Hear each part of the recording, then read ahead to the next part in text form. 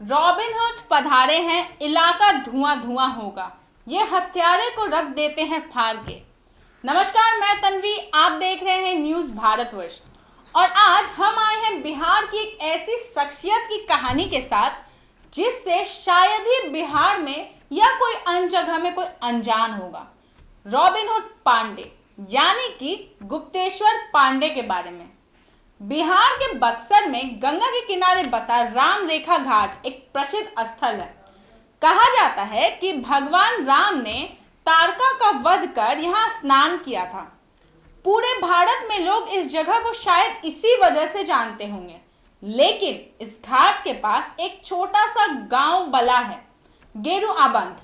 यहाँ सालों पहले न बिजली थी, न सड़क, न अस्पताल। यहां तक कि यह गांव स्कूल जैसी मूलभूत सुविधाओं से भी कटा हुआ था।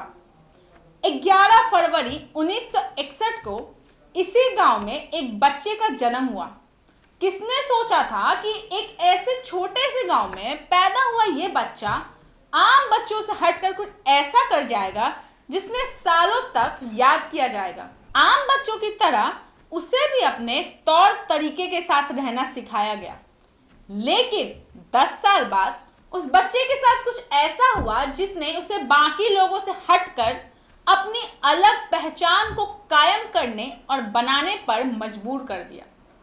दरअसल जब वह 10 साल का था तो उसके घर कुछ चोरों ने चोरी की घटना को अंजाम दिया, जिसके चलते उसके माता पिता ने पुलिस में एफआईआर दर्ज कराई। पुलिस छानबीन करने घर आई तो चोरों को पकड़ने के बजाय उल्टा लड़के के माता पिता से बदतमीजी करने लगी। यह देख बच्चे ने ठान लिया कि एक दिन बड़ा होकर वह भी पुलिस वाला बनेगा और ऐसे लोगों को सही राह पर लाएगा जो वर्दी पहन लोगों की रक्षा करने की बजाय उन पर अपनी मनमानी करते हैं। सोच तो लिया था, लेकिन यह रास्ता इतना आसान नहीं था। गांव में पढ़ने के लिए किसी भी तरह की कोई सुविधा नहीं थी। उम्र कच्ची थी पर इरादे उतने ही मजबूत। पढ़ने के लिए नदी वाला पार करना पड़ता। गांव के स्कूल में जाना शुरू किया। वहां भी हालात कुछ बेहतर नहीं थे। स्कूल में ना कोई बेंच थी, ना डेस्क थी, ना कुर्सी थी। गुरुजी चारपाई पर बैठते थे तो छात्र बोरे या जूट की टाट पर। पढ़ाई भी ठेठ भोजपुरी में होती थी। इन सब परिस्थितियों के बाद उसने हार नहीं माना और खूब मेहनत की। फिजिक्स और केमिस्ट्री समझ नहीं आती थी, जिसके चलते 11वीं में फेल हुआ। फिर आगे की पढ़ाई 8 सब्जेक्ट लेकर शुरू की। बच्चा बड़ा तो हो गया था। स्कूल पूरा करने के बाद वह पटना आया। पटना यूनिवर्सिटी में संस्कृत ऑनर में दाखिला लिया और संस्कृत से पहले बीए और फिर एमए किया। बाद में यूपीएससी के सिविल सेवा परीक्षा भी दी, जिसके पहले प्रयास में निराशा से अलग कुछ हासिल नहीं हुआ। हौसले बुलंद थे। 1986 में फिर से प्रयास किया। भारतीय राजस्व सेवा के लिए चयन हुआ। यहां से उड़ानें और ऊंची होती गई। 1986 में यूपीएससी के बैच में अखिल भारतीय सेवा ऑल इंडिया सर्विस के तहत भारतीय पुलिस सेवा आईपीएस के लिए चुना गया। गेरुआबंद जैसे गांव से निकलकर आज वो आईपीएस बन चुका था। आईपीएस गुप्तेश्वर पांडे, जिसको आज बिहार के लोग रॉबिनहुड पांडे के नाम से जानते हैं। बिहार कैडर मिला, जिसके बाद भी गुप्तेश्वर पांडे अपनी सोच पर अटल रहे। 10 साल की उम्र में जैसा उन्होंने सोचा था उसी को अपने जीवन का सार बना लिया और पुलिस प्रशासन और समाज के विभिन्न तबकों के बीच एक विश्वासपरक रिश्ता कायम करने का भरपूर प्रयास किया। डीजीपी बनने पर उससे पहले 32 साल के करियर में गुप्तेश्वर पांडे ने एसएसपी, एसपी, डीआईजी और आईजी के रूप में बिहार के 26 जिलों में सेवाएं दी। इस दौरान कुछ ऐसी भी घटनाएं घटी जिन्होंने गुप्तेश्वर पांडे का नाम इतिहास के पन्नों में हमेशा के लिए अमर कर दिया। हम आपको बताएं तो उन्होंने एसपी रहते हुए करीब 42 एनकाउंटर किए थे। आपको बता दें तो एक इंटरव्यू में गुप्तेश्वर पांडे ने बताया कि 90 का दशक था।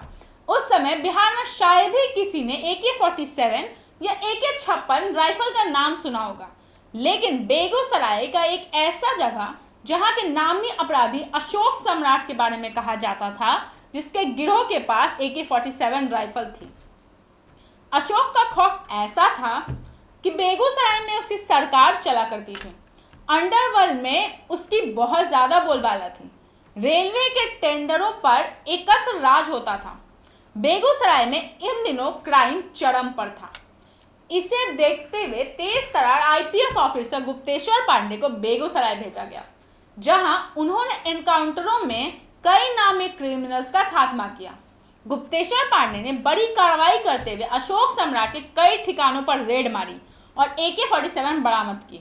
इतना ही नहीं, बल्कि बेगूसराय में गुप्तेश्वर पांडे ने एसपी रहते हुए करीब 42 एनकाउंटर किए।